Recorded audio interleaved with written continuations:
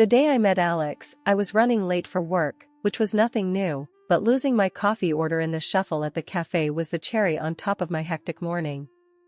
As I stood there, trying to argue with the barista that I hadn't ordered a double-shot espresso, but a simple latte, this guy stepped in with a smirk, holding up the wrong cup like a peace offering. "Looks like I got your order by mistake," he said, his voice smooth and confident. "Sorry about that. Let me make it up to you by buying your correct order. What were you having?" I was taken aback, not just by the mix-up, but by his forwardness. Just a latte, thanks. But you don't have to." "Nonsense," he interrupted, waving his hand dismissively at the barista to signal another order. "I insist. It's the least I can do for the inconvenience. By the way, I'm Alex." "I'm Kimberly," I replied, still a bit thrown off by his charm, but starting to smile despite myself. There's something about a confident man that can turn a mundane morning upside down. We ended up sitting together, sipping our correctly ordered coffees this time, and chatting about everything and nothing. He had a way of making even the most trivial stories sound interesting. Before I knew it, I was late for work, not that I cared much at that moment. "You know, I should really get going," I said reluctantly, checking the time on my phone. "Let me grab your number before you run off."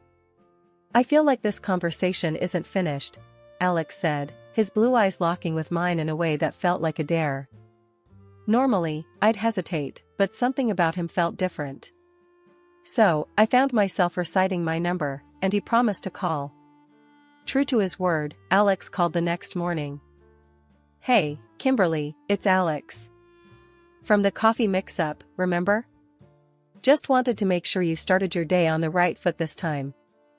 I laughed, charmed by his memory and persistence. "Well, thanks, Alex. I'm actually on time today, believe it or not." "That's great to hear. Maybe I'm your good luck charm. Listen, would you be up for dinner tonight?" His directness caught me off guard again, but I found myself agreeing. Our first date was as unconventional as our meeting, filled with laughter, playful banter, and an ease I hadn't felt in a long time. From that night on, our whirlwind romance took off at breakneck speed. Alex was attentive in ways I hadn't experienced before. He'd call me every morning, his voice a comforting constant that started my day. "Morning, sunshine. What's on the agenda today?" he'd ask, genuinely interested in the mundanities of my life. And every evening, without fail, "So, how was your day? Tell me everything." My friends noticed the change in me. "Girl, you're glowing. This guy must be something special," they'd tease, and I couldn't deny it. They were envious, comparing Alex's attentiveness to their own relationships, which suddenly seemed lackluster in comparison. Only my grandmother, with her years of wisdom and skepticism, voiced any concern. "Be careful, Kimberly," she warned one evening over the phone. "A man that needs to know your every move sounds like he's more interested in controlling than caring." I brushed her worries aside. "Oh, Grandma, you're just old-fashioned. Alex is just attentive, that's all."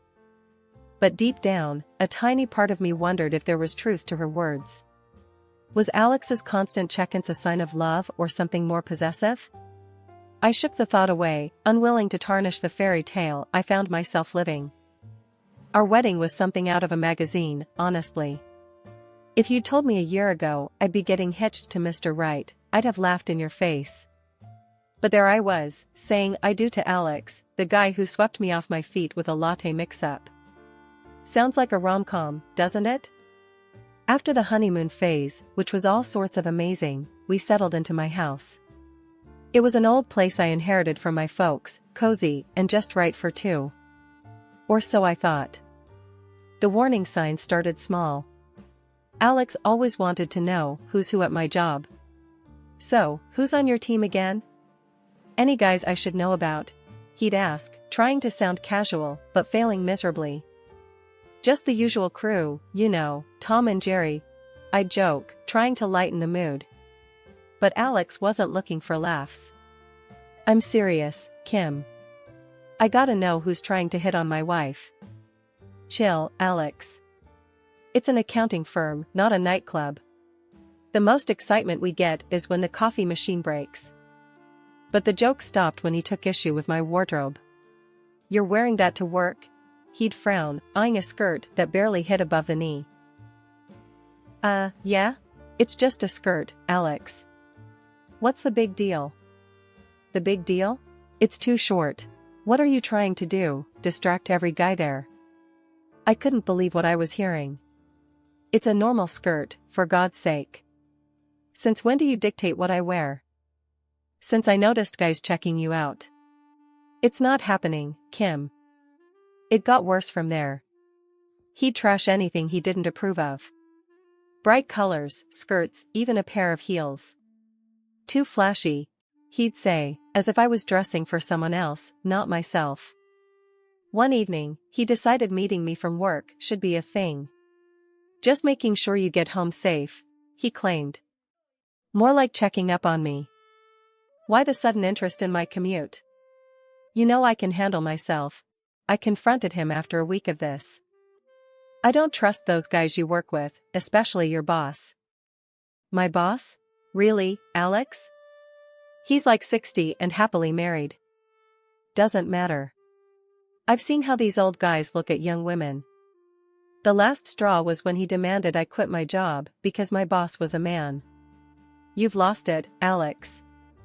I love my job, and I'm not quitting because of your insecurities. He stormed out, and later, I heard him on the phone with his mom, ranting about how unreasonable I was being.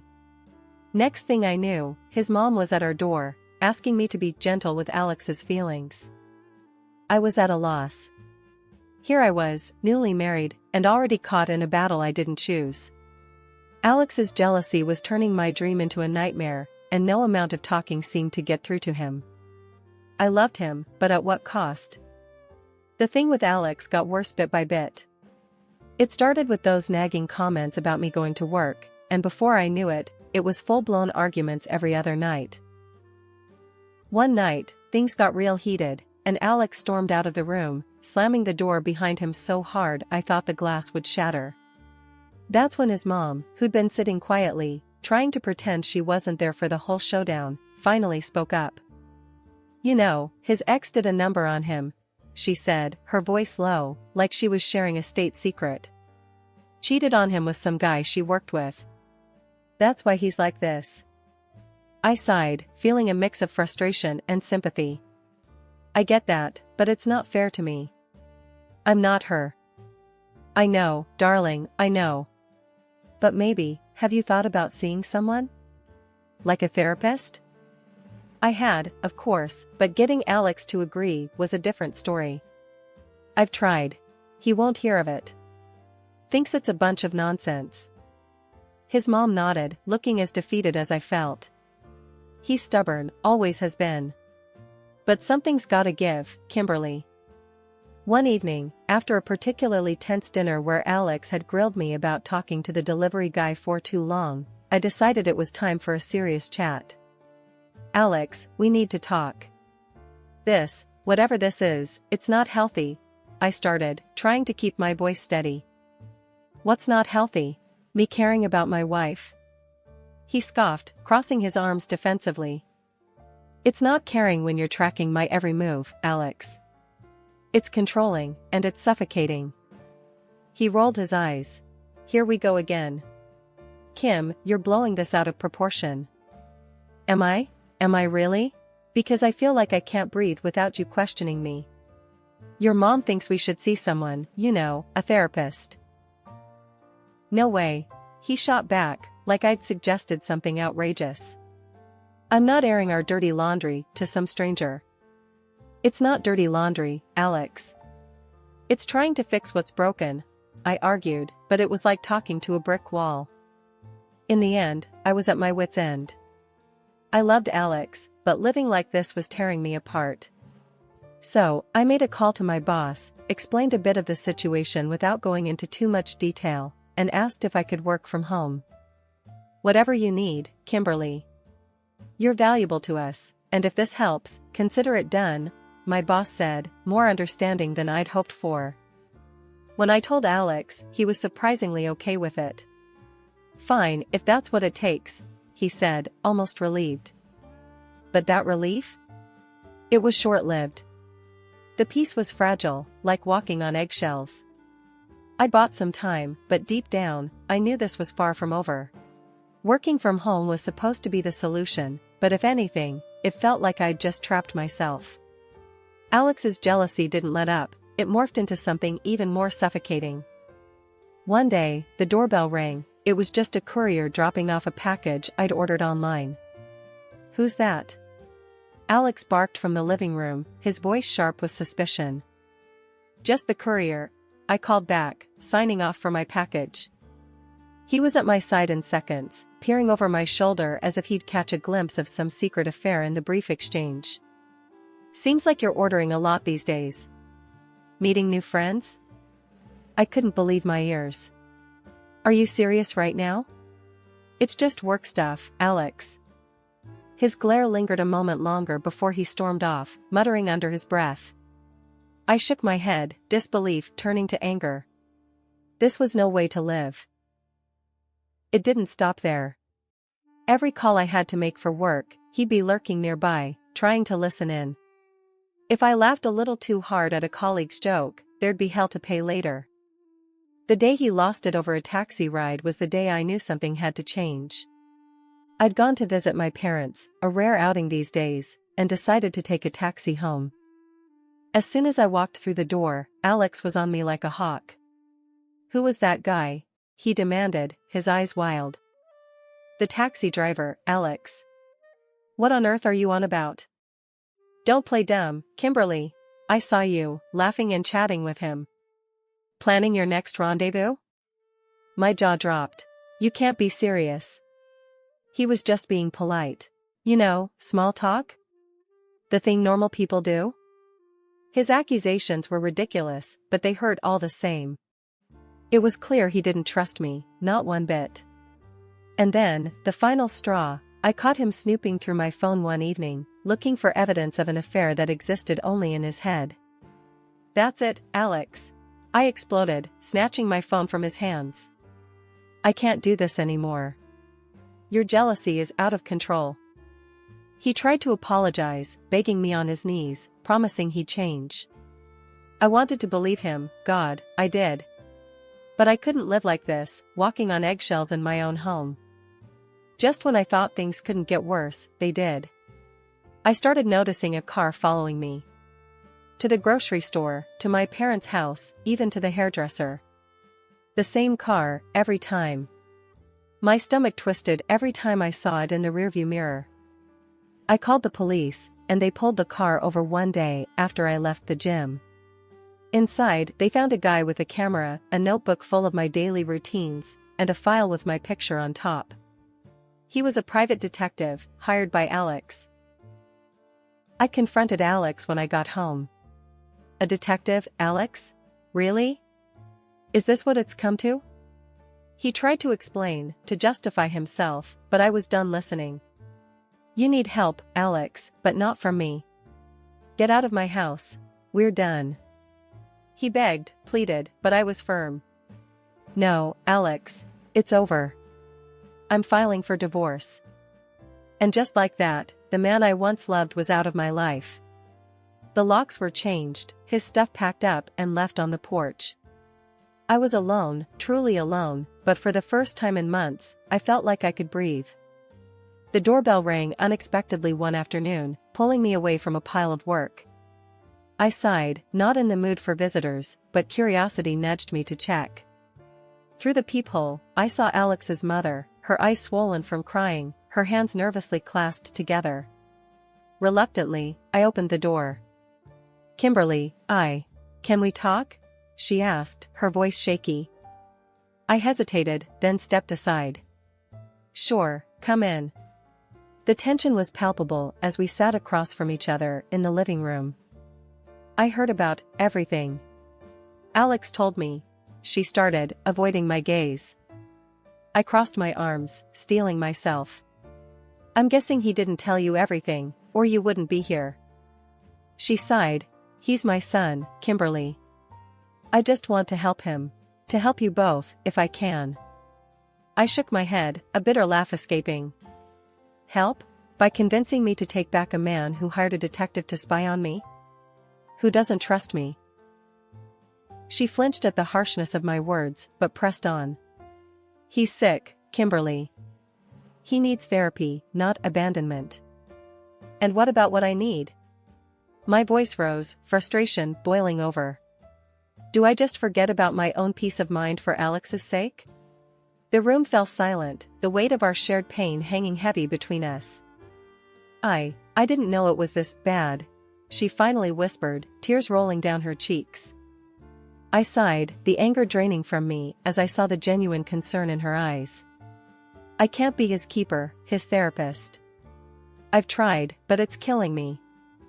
She nodded, understanding dawning on her face. I'm sorry, Kimberly. I truly am. I just wanted to fix things, but I see now that it's not my place. After his mom left, things didn't get quieter. If anything, they cranked up a notch. Alex started calling me, over and over. Sometimes it was just to check if I was home, other times he'd drop hints, asking if I was out with someone. Just wondering where you're at, he'd say, a thin veil of casualness in his voice. One evening, while I was trying to relax with a book, my phone buzzed. It was him, again. Hey, just checking in. You home tonight? Yeah, Alex, like I've been every night this week, I replied, my patience wearing thin. Alright, just asking. No need to get defensive, he shot back before hanging up. Not an hour later, I saw a shadow outside my window. Curious and a bit unnerved, I peeked through the blinds. There he was, Alex, just strolling back and forth like he had every right to be there, glancing towards my house every so often. My heart raced, a mix of fear and anger bubbling up. The next day, I called my grandma, needing someone to talk to, someone who'd understand. Kimberly, dear, you can't just wish this sort of thing away. He's shown you who he is. You need to protect yourself now, she advised, her tone serious. I know, but calling the police. It feels so final, I said, the words catching in my throat. Sometimes, final is what you need to be safe. Don't let your heart cloud your judgment, she urged, her concern palpable even through the phone. We talked a bit more, but by the end of the call, I was no more ready to dial the police than I had been before. It was a step I wasn't sure I could take, not yet. But with Alex's shadow looming larger and larger, I was running out of excuses not to. It was an ordinary afternoon until there was a knock at my door. Standing there was Alex's boss, Mr. Johnson, clutching a stack of documents. Is Alex here? I need him to see these, he said, looking past me as if expecting Alex to appear any second. No, he's not. He doesn't live here anymore, I explained, trying to hide the discomfort. But you can come in for a moment if you'd like. I can get him to call you? Mr. Johnson seemed surprised but accepted the offer. Well, sure. That'd be kind, thank you. As I put the kettle on for tea, chatting awkwardly about nothing in particular, a glow caught my eye through the kitchen window. It was bright, too bright. I rushed to the window, my heart dropping as I saw flames engulfing a car, Mr. Johnson's car. Without thinking, I ran outside, and there was Alex, a triumphant smile plastered across his face, watching the car burn. Look at how your lover's car is burning. That's for trying to replace me. He laughed, as if he'd done something heroic. I was speechless, horror-struck at the sight and his chilling laughter. Alex, what have you done? His grin faltered when Mr. Johnson came barreling out of the house, documents forgotten. My car. What the, Alex? The confusion and shock on his face mirrored my own. Alex's laughter died, his face draining of color as he realized who the car belonged to. I thought, he stammered, backing away as the reality of his actions hit him. Mr. Johnson was livid, his voice thundering. You thought what? That setting my car on fire was a good idea? You're done, Alex. Fired. Don't even think about showing up at the office again. Alex fell to his knees, pleading. Please, no, I didn't mean, I thought she was seeing someone. I got it all wrong. But Mr. Johnson was already dialing the police, his voice steady as he reported the arson. Alex's pleas fell on deaf ears. The courtroom was a stage set for drama, the air thick with anticipation and the weight of impending justice. Alex was there, handcuffed and looking nothing like the man I had married. Across the room, Mr. Johnson, Alex's former boss, sat with an unreadable expression, his presence a silent demand for accountability. Alex's mother, a frail figure overshadowed by the magnitude of the moment, was hunched over in her seat, her quiet sobs punctuating the tense silence. As the judge entered, the room fell into a deeper hush.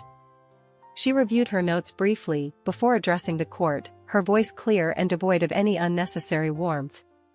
Alexander James, you stand convicted of arson, harassment, and a series of related offenses. These actions not only endangered lives, but also violated the sanctity of personal freedom and trust.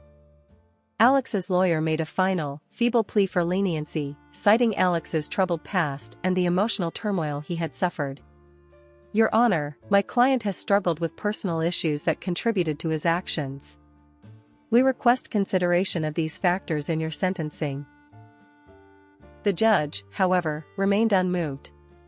While the court acknowledges the defendant's personal challenges, it cannot condone actions that blatantly disregard the law and the well-being of others. Turning to Alex, she delivered the sentence. You are hereby sentenced to a term of imprisonment. Furthermore, you are ordered to maintain a distance of no less than 150 meters from Kimberly Thompson at all times. The gavel's fall echoed like a death knell for the life I once knew with Alex. His mother's cries filled the courtroom, a heartrending soundtrack to the closing of a painful chapter. As we filed out of the courtroom, Alex's mother approached me, her eyes brimming with tears. Kimberly, I don't know what to say. I'm so ashamed of what he's done to you, she stuttered, her voice breaking. Mrs. James, you don't need to apologize for Alex. This isn't your fault, I replied, my voice steady despite the tumult of emotions within me. But I raised him. I should have seen the signs, done something to stop it. She insisted, her despair palpable. We both know Alex made his own choices. Blaming yourself won't change what happened, I said, placing a comforting hand on her shoulder. After the dust settled and I took stock of the wreckage left behind, it hit me hard. I was carrying around a lot more than just bad memories. Fear had seeped into my bones, coloring the way I saw the world and especially men. Acknowledging that was tough, but it was also the first step on a long road back to myself. I decided to see a psychologist, Dr. Lewis. The thought of spilling my guts to a stranger was daunting, but something had to change. Kimberly, it's good to see you. Dr. Lewis greeted me with a warm, reassuring smile during our first session. His office was a cozy, cluttered space, books and papers everywhere, making him seem more approachable somehow. Yeah, well, let's see if you still say that after a few sessions, I replied, half joking, half nervous about opening up. He chuckled, not missing a beat. I have a feeling we'll get along just fine. Tell me, what brings you here? So, I told him. About Alex, the fear, the inability to trust. It all came pouring out, messy and raw. Sounds like you've been through the ringer, Kimberly. But you're here, and that's what counts. We'll work through this together, Dr. Lewis assured me, his voice steady and kind. Session after session, I felt layers of fear and doubt slowly peeling away. It wasn't overnight magic, but with Dr. Lewis's help, I began to see light at the end of the tunnel. Feeling a bit more like myself, I returned to work. Sliding back into the rhythm of my job was easier than I thought it would be. My colleagues welcomed me with open arms, their support a balm on my still healing wounds. My grandmother, ever the wise sage, noticed the change in me too. You're looking more like yourself, Kimberly. I'm proud of you, you know. I smiled, leaning into her hug. Thanks, Grandma. I should have listened to you from the start. She waved me off, her usual mix of humility and stubbornness. Hush, child. You're here now, that's what matters. Just promise me you'll keep listening to those who care about you. I promise, Grandma.